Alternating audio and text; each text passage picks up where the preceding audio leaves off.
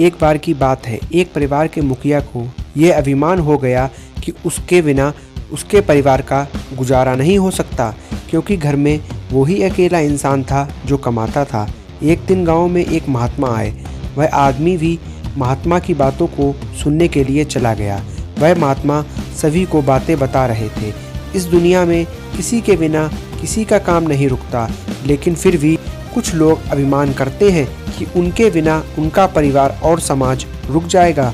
भगवान सभी को उनके भाग्य के अनुसार देता है। महात्मा की बात खत्म होने के बाद सभी लोग वहां से चले गए। वह आदमी महात्मा के पास जाकर बोला, मैं अपने घर में अकेला कमाने वाला हूँ। मैं जो कमा कर लाता हूँ उसी से मेरे परिवार का गुजारा होता है। अगर मैं ही नहीं रहूँगा तो मेरा घर कैसे चलेगा? महात्मा ने कहा, तुम गलत सोचते हो। इस दुनिया में मौजूद हर इंसान को उसके भाग्य के अनुसार ही मिलता है। यह सुनकर वह आदमी बोला, मैं इस बात को नहीं मानता। उस महात्मा ने कहा, तुम ऐसा करो, बिना किसी को बताए कुछ दिनों के लिए गायब हो जाओ और फिर तुम अपने आप ही देख लेना कि तुम्हारे बिना कोई काम रुकता है या नहीं। उस आदमी ने ऐसा ही किया। वह कुछ दिनों के लिए शहर से चला गया। उसके जाने के बाद उस महात्मा ने गांव में बात फैला दी। उस आदमी को शेर ने अपना शिकार बना लिया।